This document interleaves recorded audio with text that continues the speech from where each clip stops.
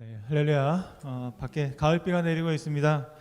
조만간 눈을 볼 것 같다는 생각이 듭니다. 아마 시카고 쪽, 중부 쪽에는 지금 눈이 조금 눈발이 날리는 것 같은데요. 또 눈이 오면 또 눈이 오는 대로 또 아름다움을 우리가 볼 수 있을 줄 믿습니다. 이 시간 우리 함께 주님 앞에 사도신경 올려드림으로 함께 예배 시작하겠습니다. 전능하사 천지를 만드신 하나님 아버지를 내가 믿사오며 그의 외아들 우리 주 예수 그리스도를 믿사오니 이는 성령으로 잉태하사 동정녀 마리아에게 낳으시고 본디오 빌라도에게 고난을 받으사 십자가에 못 박혀 죽으시고 장사한 지 사흘 만에 죽은 자 가운데서 다시 살아나시며 하늘에 오르사 전능하신 하나님 우편에 앉아 계시다가 저희로서 산 자와 죽은 자를 심판하러 오시리라. 성령을 믿사오며 거룩한 공예와 성도가 서로 교통하는 것과 죄를 사하여 주시는 것과 몸이 다시 사는 것과 영원히 사는 것을 믿사옵나이다. 아멘. 아멘.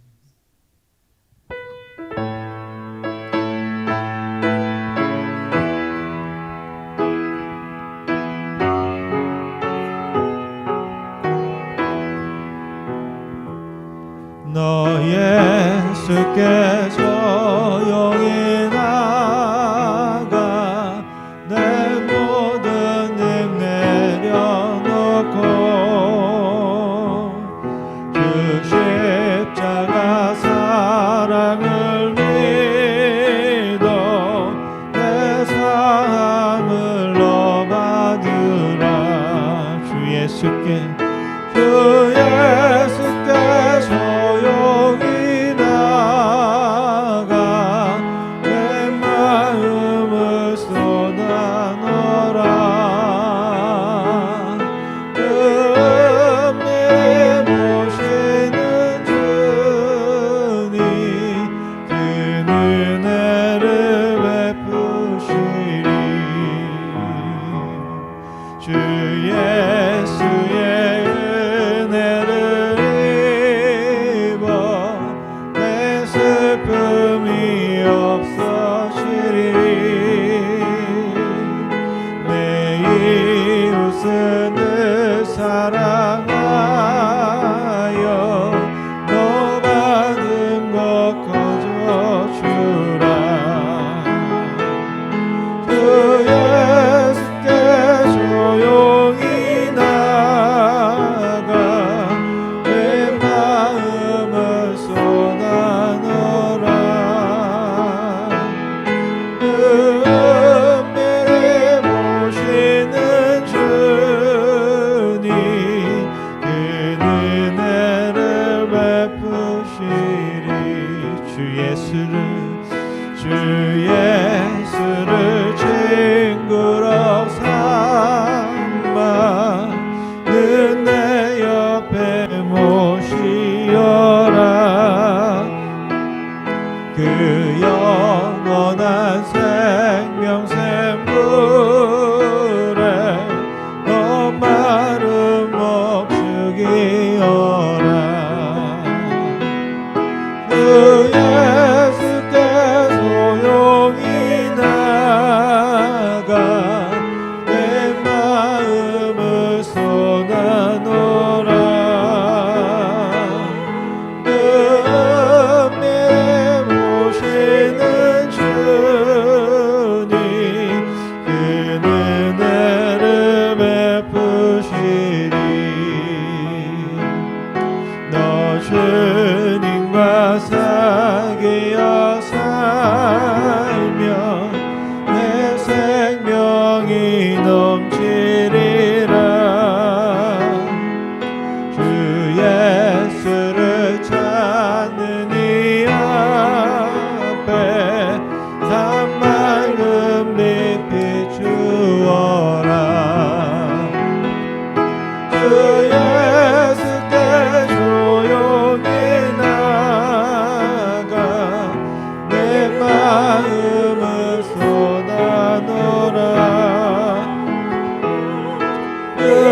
은밀히 보시는 주님 그 은혜를 1절입니다. 너 예수께 조용히 나가 너 예수께 조용히 나가 내 모든 짐 내려놓고 주 십자가 사랑을 믿어 회사함을 너받으라 주 예수께 조용히 나가 내 마음을 쏟아놓으라 은밀히 보시는 주님 그 은혜를 베푸시리 주 예수의 은혜를 주 예수의 은혜를 입어 내 슬픔이 없어지리 내 이웃을 늘 사랑하여 너 많은 것 거저주라 주 예수께 조용히 나가 내 마음을 쏟아놓으라 은밀히 보시는 주님 그 은혜를 베푸시리 주 예수를 친구로 주 예수를 친구로 삼아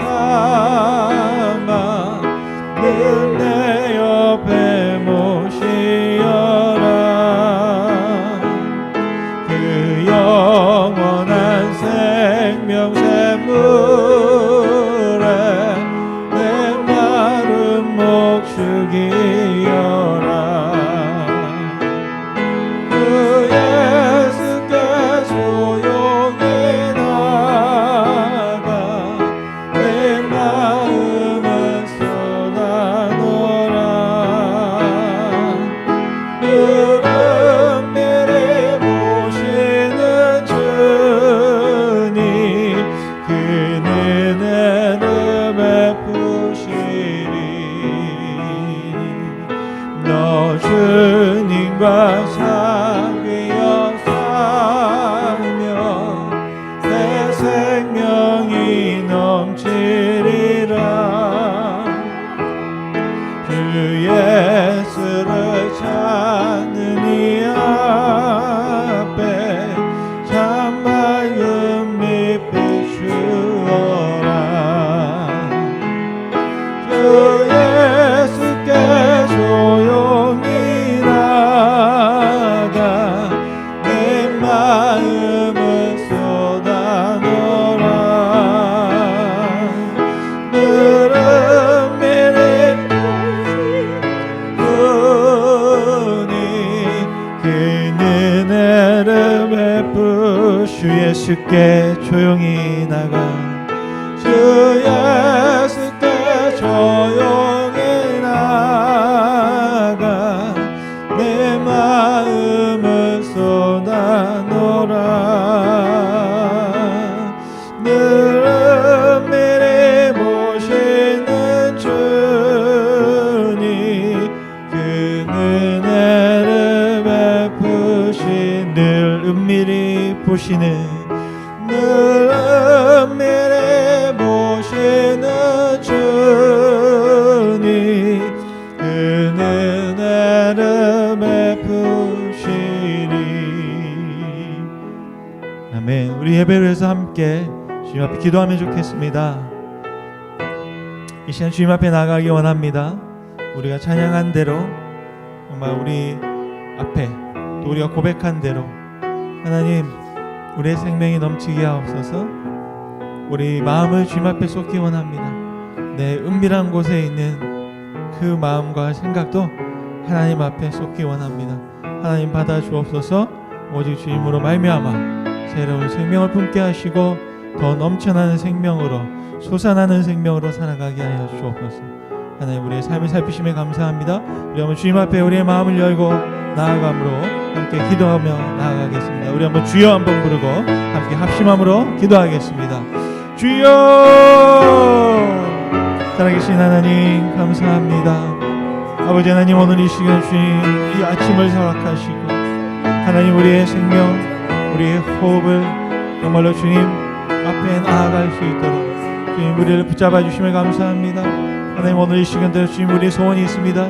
주님 앞에 나가기 원합니다. 주님 우리를 맞아주시고 오직 주님의 그 은혜 가운데 살게 하시고 아버지 하나님, 우리의 모든 생각과 우리의 마음속에 정말로 주님 우리가 어찌 하지 못했던 그 모든 것들 주님 앞에 다 내려놓기 원합니다.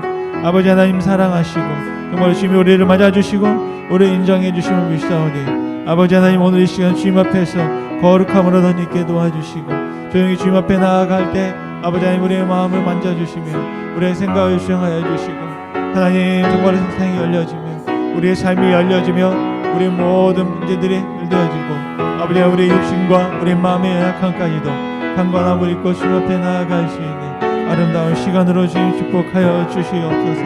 오늘 또 주님을 부르고 아버지의 이름을 부르고 나아가며 하루 시작하게 하시고 아버지 하나님 거룩함 속에 주님 온전하게 주님을 바라볼 수 있는 주님을 닮아갈 수 있는 인생 허락하였음에 주님 감사합니다. 아버지 하나님 그 마음과 그 생각을 수용하셔서 오직 주님과 더 친밀하게 친구로 또한 주님의 동료로 아버지와 함께 걸어갈 수 있도록 아버지 함께하여 주옵소서. 이 시간에 주님 우리의 모든 심령을 주님 앞에 아껴드리오니 아버지 거룩하게 하시고 오직 하나님의 이름으로 정말로 주님을 앞에 설 수 있도록 아버지 주님 앞에 함께하여 주시옵소서. 주님을 소망합니다. 매일 주님을 찬양합니다. 우리 또 함께 고백할까요? 날마다 숨 쉬는 순간마다 내 앞에 어려운 일 보내 주님 앞에 이 몸을 맡길 때 슬픔 없네, 두려움 없네. 주님의 그 자비로운 손길 항상 좋은 것 주시도다. 사랑스레 아픔과 기쁨은 수고와 평화와 안식을 날마다 주님 내 곁에 계셔 자비로 날 감싸주시네. 주님 앞에 이 몸을 맡길 때 힘주시네, 위로함 주네. 어린 나를 품에 안으셔서 항상 평안함 주시도다. 내가 살아 숨을 쉬는 동안 살피신다 약속하셨네. 인생의 어려운 순간마다 주의 약속 생각해보네. 내 맘속에 믿음 잃지 않고 말씀 속에 위로를 얻네. 주님의 도우심 바라오며 모든 어려움 이기도다. 흘러가는 순간순간마다 주님 약속 새겨 공미 주님의 도우심 바라보며 주님의 도우심 바라보며 모든 어려움 이기도다. 흘러가는 순간순간마다 주님 약속 새겨봅니다. 흘러가는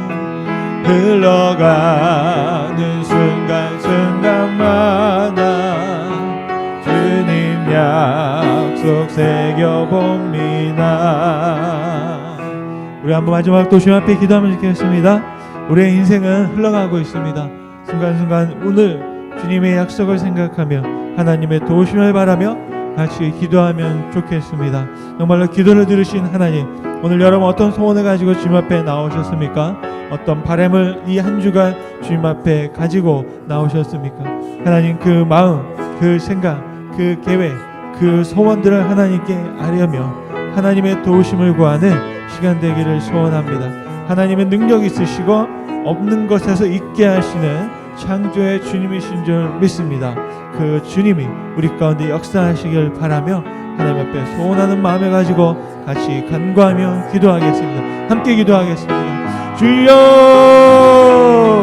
살아계신 하나님, 오늘 이 시간도 주님을 바라봅니다. 오늘 순간순간 흘러가고 있는 시간 속에서 하나님, 오늘을 기억하게 하시고 오늘 이 시간 잠시 멈춰 하나님을 바라보게 하시며 다시 한번 주님 앞에 우리의 삶의 모든 어려움, 우리의 삶의 모든 복잡함, 우리의 삶의 모든 어지러움들을 주님 앞에 가지고 나오게 하시면 감사합니다. 하나님, 정말 우리의 주변을 바라볼 때마다, 우리의 환경을 바라볼 때마다, 우리의 관계를 바라볼 때마다, 내 앞에 닥쳐오는 그 모든 일들을 바라볼 때마다 하나님, 정말로 주님의 도우심을 구하지 않을 수 없습니다. 하나님, 도와주시옵소서. 하나님, 우리를 붙잡아 주옵소서.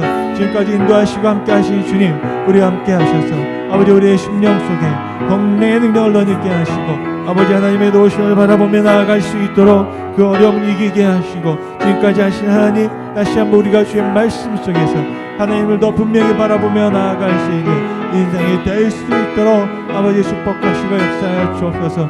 오늘 시간도 이 아침을 시작하며 언제를 시작하며 또 정말 주님께서 하신 특별한 모임과 정말 특별한 부르심과 특별한 말씀과 특별한 인도하심과 또 특별한 하나님의 돌보심이 있음을 믿습니다. 하나님, 오늘 이 시간 만져주시고 하나님 우리 가운데 채워주시고 아버지, 하나님 성령으로 동행하심으로 말미암아 아버지의 이름을 높이며 하나님의 거룩하심을 높일 수 있도록 아버지 축복하여 주옵소서. 거룩하게 하여 주옵소서. 오직 주를 찬양합니다. 감사합니다. 살아계신 하나님, 감사합니다. 오늘 이 시간도 주님 앞에 나왔습니다. 우리의 믿음이 흔들릴 때마다 우리를 받아주시고 하나님, 우리 가운데 약속으로 말씀하셨던 것들을 다시 기억하기 원합니다.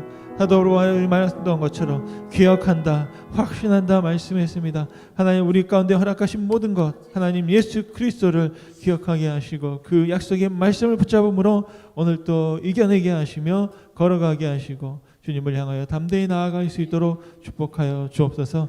세상이 우리를 침노하며 사단이 우리를 유혹할지라도 하나님 말씀 안에서 예수의 사랑으로 그 모든 것들을 이겨나갈 수 있도록 주님 함께하여 주옵소서. 오늘도 정말로 특별히 하나님 앞에 여러 가지 소원과 하나님을 향한 여러 가지 바람과 또 우리의 삶의 모든 이야기들을 주님 앞에 가지고 나왔습니다. 하나님, 우리의 힘으로 할 수 없는 것들을 주님 앞에 아뢰 수밖에 없습니다. 하나님, 붙잡아 주시고 역사하여 주시고 이겨내게 하시며 나아가게 하시고 승리하게 하여 주옵소서. 이 시간도 주님, 우리의 기도를 들으시며 응답하시는 주님께 감사와 영광 올려드리며 예수님의 이름으로 기도드렸습니다. 아멘. 네, 오늘 둘째 날 우리가 함께 보실 말씀은 데살로니가 전서 2장 4절의 한 절 말씀만 함께 보시겠습니다.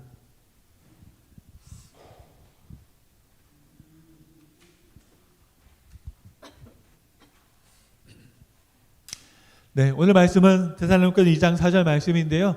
여러분에게 권면 드리기는 시간이 되시면 데살로니가 전서 2장 전체를 한번 천천히 읽어보시면 또 좋겠습니다. 우리 함께 읽겠습니다. 데살로니가 전서 2장 4절 말씀. 오직 하나님께 옳게 여기심을 입어 복음을 위탁받았으니 우리가 이와 같이 말함은 사람을 기쁘게 하려 함이 아니요 오직 우리 마음을 감찰하시는 하나님을 기쁘시게 하려 함이라. 아멘. 아멘.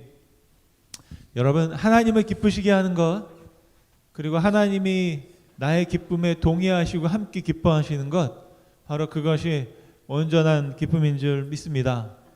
온전히 거룩하게 라는 주제를 가지고 두 번째 시간 같이 나누고 있고요.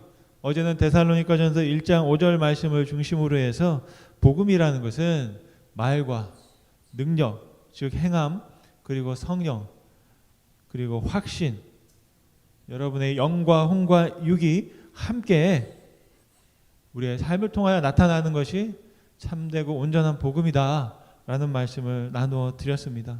오늘 제가 나누고 싶은 말씀은 기쁨이라는 것은 우리들이 가진 상처, 그리고 우리들이 누리고 있는 사랑, 베푸는 사랑, 그리고 또 우리가 하나님께 드리는 감사를 통해서 온전해진다라는 말씀을 함께 드리고 싶습니다. 기쁨은 상처와 사랑과 감사를 통해서 온전해진다라는 것입니다. 아마 여러분들에게는 상처도 있고 사랑도 있고 감사도 있을 줄 믿습니다. 그렇다면 여러분 이 세 가지의 재료를 잘 배합해서 참된 기쁨을 우리가 누릴 수 있게 되기를 간절히 소원합니다. 제가 데살로니가전서 2장의 말씀을 묵상하다 보니까 좀 이상했습니다. 뭐가 이상하냐면 너희는 아냐, 너희는 아느냐, 너희는 아느냐라는 말씀이 계속 반복됩니다. 너희들은 알아야 한다. 너희들은 반드시 기억해야 한다. 이런 의미로 자꾸 들렸습니다. 다시 말하면 사도 바울이 데살로니가 교회에 있는 성도들을 향해서 너희는 바로 1절에 아나니, 그리고 2절에는 너희가 아는 바와 같이, 또 5절에는 너희도 알 거니와, 또 11절에는 너희는 아는 바와 같이 라고 계속 말씀하고 있습니다. 그런데 도대체 무엇을 알아야 한다라는 것인가 라고 봤을 때 사도 바울이 말하고 있는 것은 너희들은 내가 어떻게 사역했는지 알아야 한다. 그런 말씀을 계속하고 있어요. 내가 나의 동역자들이 너희 교회를 위해서 어떻게 일했고 또 그 복음을 전하는 일을 우리가 어떻게 감당하고 수행했는지를 여러분은 아십니다. 라고 계속해서 말씀하고 있습니다. 그래서 1절 말씀을 다시 한번 이렇게 쭉 보면 내가 여러분들을 찾아간 것 그것이 헛되지 않은 줄을 여러분 아실 겁니다. 라고 말씀하고요.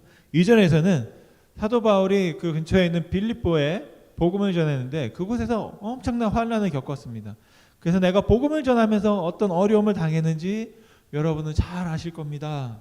그리고 5절에서도 제가 전한 복음이 거짓이 아니라 참된 것인 것을 여러분 알 것입니다. 라고 말씀하고 있습니다. 여러분 한번 다시 생각을 해보시면 사도 바울은 왜 그 성도들에게 자꾸 자신을 쉽게 말하면 어필하고 더 나아가서는 제가 볼 땐 약간 변명하고 자꾸 증명하려고 하는 것처럼 보이는 것을 말씀을 통해서 제가 발견했어요. 여러분 왜 그렇게 했을까요?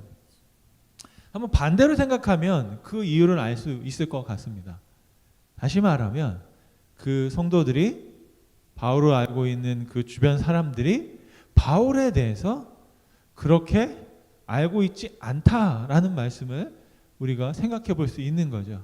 다시 말하면 바울을 오해하고 있고 바울이 하는 일이 무익하다고 말하고 있고 바울이 전하고 있는 복음이 이상하다고 말하고 있고 혹시 다른 뜻과 의도를 가지고 하는 것이 아니냐고 거짓을 말하는 것이 아니냐라는 그런 의구심을 갖고 있는 사람들이 있었다라는 것이죠.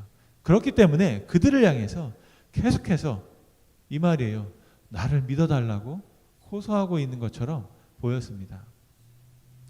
여러분, 우리들이 어떤 사람을 신뢰하지 못하고 또 믿을 수 없는 관계를 갖게 되는 것은 제가 경험한 바로는 지옥을 경험하는 것과 같습니다.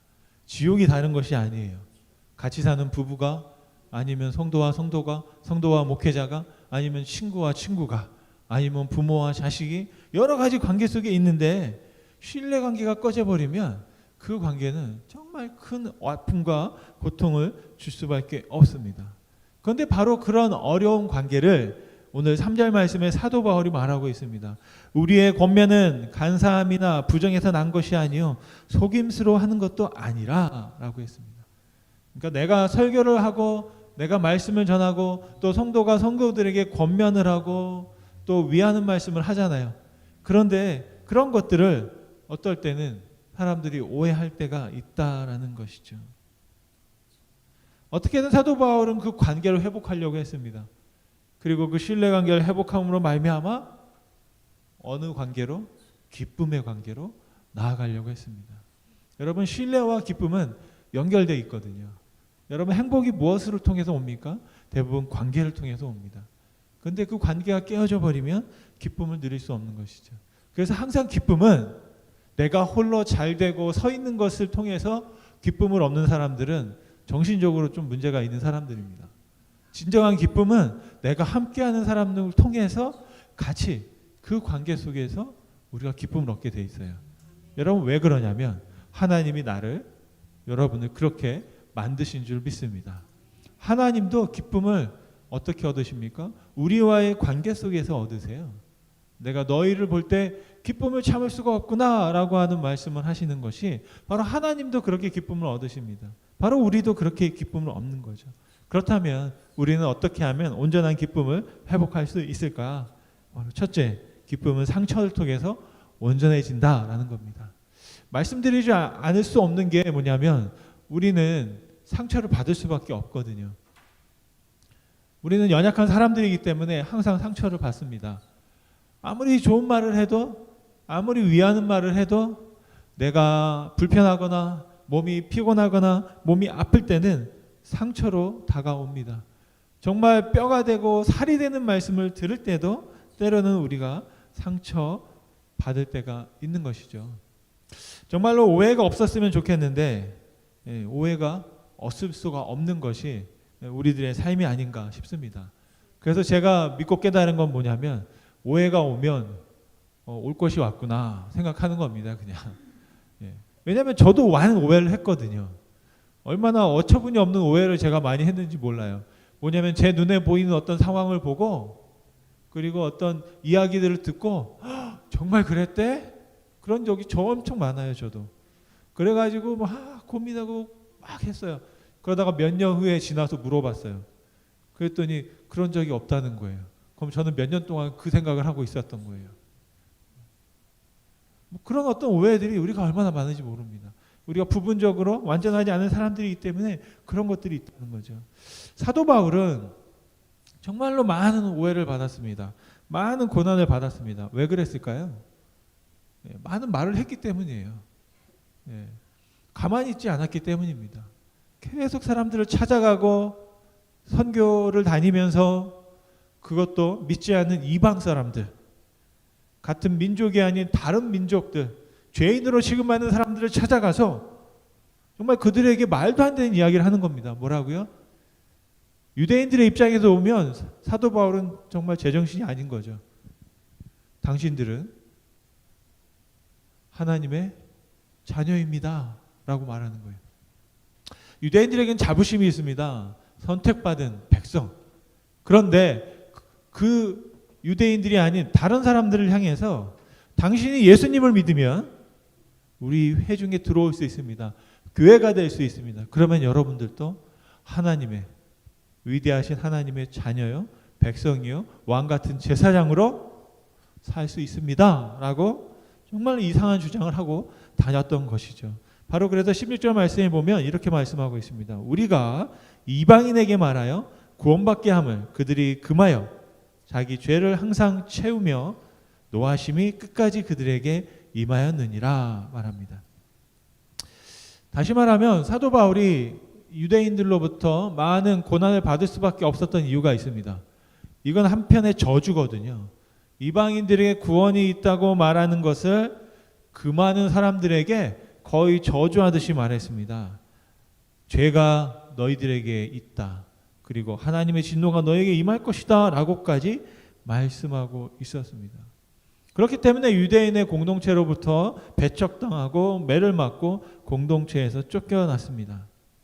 당시만 해도 어떤 공동체와 어떤 민족에서부터 벗겨져 나가는 것, 밖으로 나가는 것은 죽음과 마찬가지입니다. 매장당하는 거죠. 요즘에는 그런 일이 없죠. 교회도 마찬가지고 사회도 내가 여기에서 나가면 다시 또 만들면 돼요. 또 나라가 책임져 주고 또 복지시설이 잘 돼 있기 때문에 여러 가지 한 사람의 생명을 인권을 존중해서 잘 살아가도록 합니다. 그런데 과거만 해도 어떤 마을에서 또 어떤 공동체에서 소외되는 것은 보호받지 못하거든요. 그렇기 때문에 굉장히 위험한 또 육체적으로 또 경제적으로 또 생활에 죽음을 경험하는 것과 같은 그런 일들을 겪게 되는 것을 볼 수가 있습니다. 바로 2절 말씀에 사도 바울이 말하고 있는 게 너희가 아는 바와 같이 우리가 먼저 빌립보에서 고난과 능력을 당하였으나 우리 하나님을 힘입어 많은 싸움 중에 하나님의 복음을 너희에게 전하였다라고 하는 겁니다. 그럼에도 불구하고 사도 바울은 포기하지 않았습니다. 얼마나 많은 상처를 받았습니까? 상처뿐 아니라 매를 맞고 몇 번 죽을 고비를 넘겼죠. 죽은 줄 알고 밖에다 내다 버렸는데 다시 정신이 들어서 그 마을로 들어가서 다시 복음을 전했습니다. 예, 어떤 분들이 가끔 그런 말씀하세요. 내가 존경하는 사람이 사도 바울이다. 목사님 중에 그런 말씀을 하시는 분들이 계세요. 난 사도 바울처럼 되고 싶다. 저는 그렇게 못할 것 같아요. 예, 저를 두드려 패가지고 밖에 내던져 놨는데 다시 들어가서 복음을 전한다는 거는 이거는 어떻게 그렇게 할 수 있을까? 할 수 없을 것 같아요. 그런데 사도 바울은 포기하지 않았습니다. 그러면서 복음을 전했어요. 그렇다면 제가 생각한 건 뭐냐면 이방인들은 사도 바울을 정말 즐거워하고 환영했을까요? 그것도 그렇지 않습니다. 내가 어떤 하나님의 일을 하며 인기를 얻고 어떤 성공하고 또 어떤 사람들을 말미암아 존경을 받고 뭐 이런 어떤 의미를 가지고 제가 어릴 때는 그렇게 목사가 됐거든요. 제가 목사의 꿈을 가졌던 이유가 있습니다. 시골교회에 딱 갔는데 이렇게 강단 높은 것이 더 높아요. 시골교회 강단은. 근데 어릴 때 딱 가서 보면 예배실이 꽉 차 있습니다. 그래서 이쪽은 남자들이 앉아 있고 이쪽은 여자들이 앉아 있어요. 이렇게 반을 딱 나눠 놓습니다. 시골교회는. 방석에 앉아서 무릎 꿇고 딱 앉아 있어요. 그것도 딱 목사님이 나오면 다 무릎을 꿇는 거예요. 그러면 딱 하는데 그 목사님의 말씀을 들으면 성도님들이 아멘, 아멘 하고 막 어떤 분은 막 가슴을 치면서 아멘 막 잘못했다 그러고 막 그러시는 거예요. 회개하라고. 그러니까 저는 어릴 때 교회에 가면 여기가 교도소인가 이렇게 자꾸 사람을 이렇게 회개시키고 사람을 만드는 곳인가 뭐 그런 생각들을 했어요. 저는 별로 잘못한 것도 없으니까 교회를 가끔 가면 되겠다라고 생각도 했었습니다. 그런데 그 모습을 제가 이렇게 바라보면서 어린 제 눈에는 목사님이 뭔가 좀 대단한 사람처럼 보였던 거죠. 목사님이 되면 사람들 앞에서 이렇게 뭔가를 할 수 있나 봐. 그런 생각을 했었어요. 그러면서 제가 아는 그 시골에 살던 때 그래도 좀 높아 보이는 사람이 교장 선생님하고 목사님이었거든요. 그래서 둘 중에 하나가 돼야 되겠다라는 꿈을 갖고 있었던 것 같습니다. 그런데 실상은 그렇지 않았던 거죠. 우리가 말씀을 봐도 그렇고 성경을 계속 보면 하나님 믿고 따라가는 사람들이 항상 고난과 능력과 그런 걸 따라와요. 하나님을 믿지 않은 사람들도 여전히 고난과 능력을 받고 있고, 그래서 삶이 하나님을 믿음을 통해서 완전히 바뀌어지지 않더라고요. 내가 이방인 사람들의 복음에 또 그들의 구원을 위해서 헌신하면 그 이방 사람들에게조차 환영받고 대우받고 어느 정도의 환대를 받을 줄 알았는데, 사도 바울은 오늘 데살로니가 전서 데살로니가에 있는 교회에 하고 있는 말을 딱 들어봐도 이것도 만만치 않은 겁니다. 그들에게도 오늘 5절 말씀에 있는 것처럼 너희가 알거니와 우리가 아무 때나 아첨하는 말이나 탐심의 탈을 쓰지 않은 것을 하나님이 증언하신다. 이게 왜 이런 말을 했을까요? 선교비를 또 때로는 어떤 재정을 또 어떤 후원을 하고 또 그런 일들을 막 하는 것들을 바라보면서, 특별히 빌립보 교회가 그런 일들을 잘했거든요. 근데 데살로니가 교회가 그런 일을 잘했는지 안 했는지는 모르겠어요. 근데 데살로니가 교회는 성도들을 향해서 이런 말을 하고 있다는 건 뭐냐면, 혹시라도 사도 바울이 탐심으로 선교를 위해서 한다고 하면서 재정을 어떻게 또 모으려고 하는 거 아닌가라는 오해를 사도 바울이 받고 있을 수 있다라는 것입니다. 여러분, 바로 그런 어떤 일들을 다 사도 바울이 겪으면서 이야기를 풀어가고 있는 겁니다. 제가 가끔 목회를 하다 보면 그런 말씀하시는 분들이 있습니다. 혹시 여러분 중에서 저에게 그런 말씀하신 분들이 계시다면 오해하지 마시기 바랍니다. 저를 보면서 고생하세요라고 하시는 분들이 계세요. 아이고 목사님 고생하세요 그래요. 그러면 저는 그럴 때마다 고민합니다. 내가 고생해야 되나? 나는 고생스럽지 않은데 왜 자꾸 고생하시라고 하나? 근데 그분들의 생각에는 저도 그랬던 것 같아요. 목회하는 게 어렵고 힘들고 어렵습니다. 그러면서 고생하세요라고 합니다. 근데 저는 그럴 때마다 속에서 이런 말씀이 나와요. 제가 고생하는 걸 알면, 약간 여러분도 시험 쓰는데 좀 와서 같이 하시죠. 뭐 이런 말씀들이 이제 속에서 올라올 때가 있습니다. 그런데 저는 고생하세요. 저는 갈게요. 뭐 이렇게 이제 제가 이제 마음에 성령에 충만하지 않으면 이제 그렇게 들릴 때가 가끔 있을 때가 있습니다. 그래서 이제 저는 그런 생각을 하면서 저는 다짐한 게 있어요. 웬만하면 여러분들에게 만나는 사람들에게 고생하세요라는 말을 하지 말자라는 생각을 제가 하고 있습니다. 참 좋은 말이잖아요. 정말 수고 많으시네요. 고생하시네요. 그런데 그 말보다는 그냥 감사합니다. 감사합니다. 아마 고생하시는 분들은 고생으로 생각하지 않거든요. 그런데 고생하세요라고 그러면 그때부터 고생스러워하시는 것 같아요. 그래서 감사합니다. 얼마나 기쁘세요. 오히려 그렇게 하세요. 저한테도 말씀하실 때 목사님 얼마나 기쁘세요. 얼마나 좋아요. 라고 말씀하시면 제가 그렇게 또 믿음으로 알아듣게 될 줄 믿습니다. 바로 그런 거거든요. 그래서 저도 참 얼마나 감사합니다. 감사합니다. 혹시 거기에다 하나 덧붙인다면 제가 뭐 도울 게 있을까요? 이렇게 말하면 얼마나 기분이 좋아지는지 모릅니다. 제가 2주 전에 청년들을 이제 환영한다고 하면서 식사를 같이 하고 또 우리 이명노 집사님이 또 식사 대접을 해주고 그러셨어요. 그래서 집에 가서 막 또 갈비를 먹고 막 그랬어요. 그랬는데 아이들이 한 2번 얻어 먹더니 마음에 부담이 생겼나 봐요. 저는 아무 말도 했는데 갑자기 한 청년이 그러는 거예요. 목사님 제가 찬양을 할 수 있다고. 그래? 그러면 찬양팀 같이 하자. 그리고 또 그 말을 듣고 있던 옆에 있던 자매가 잠깐만 지금 뭔가 타이밍인가 보다 라고 하면서 목사님 저는 파워포인트를 잘해요 그러더라고. 왜 그런가 봤더니 혹시 앞에 설까 봐 앞에 서지 않기 위해서 잠깐 여기서 뭔가를 해야 되겠다라는 그런 부담을 가졌나 봐요. 그렇게 얘기하더라고요.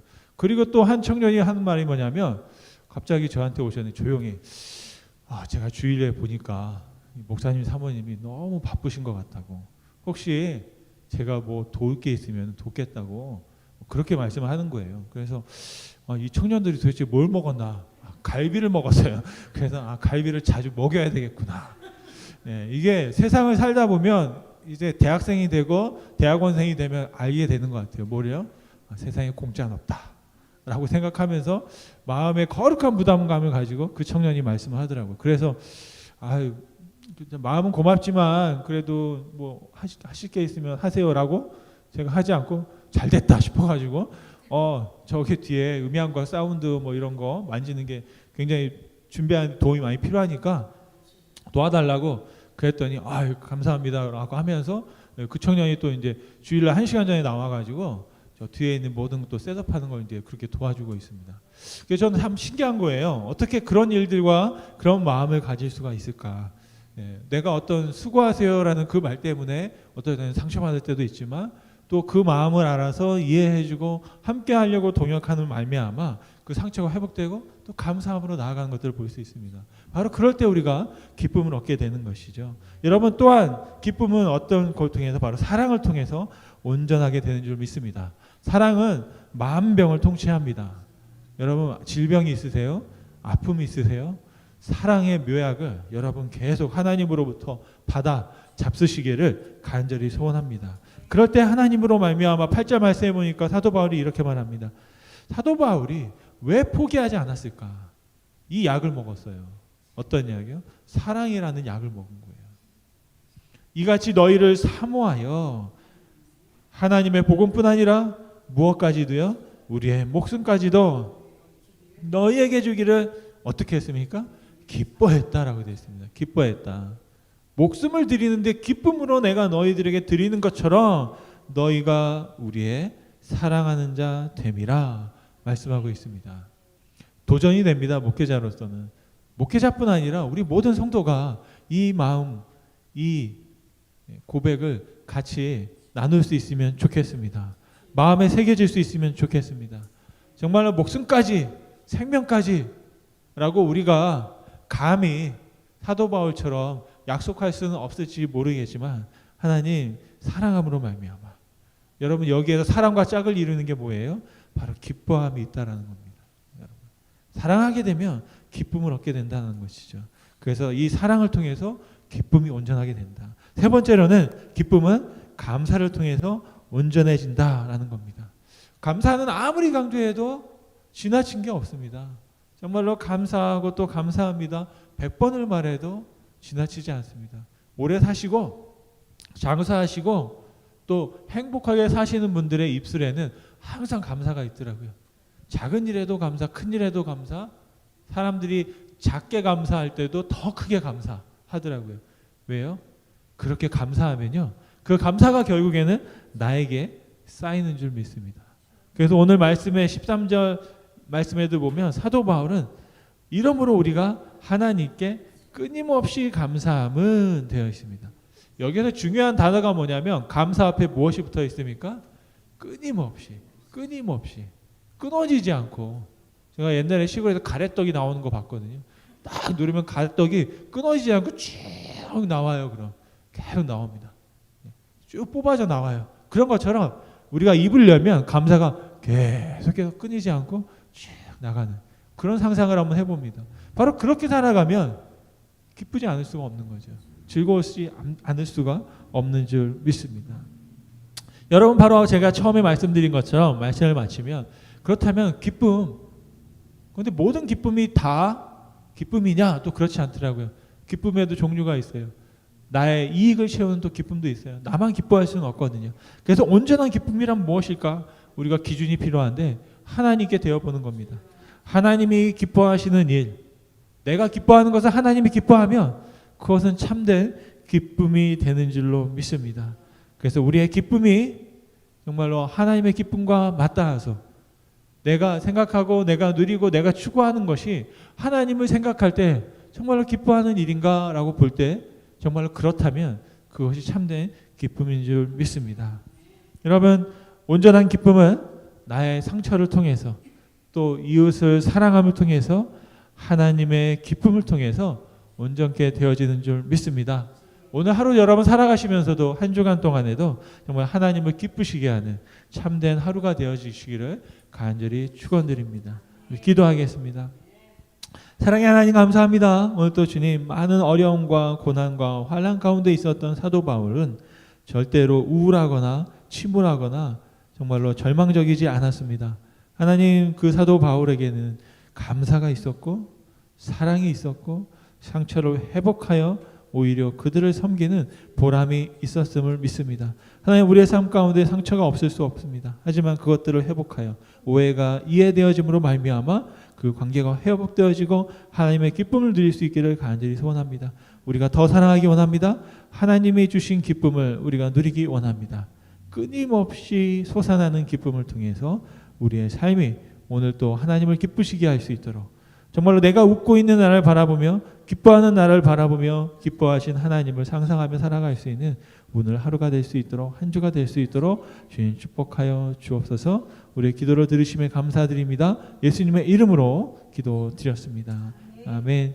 하늘에 계신 우리 아버지여, 이름이 거룩히 여김을 받으시오며 나라의 마옵시며 뜻이 하늘에서 이룬 것 같이 땅에서도 이루어지리이다.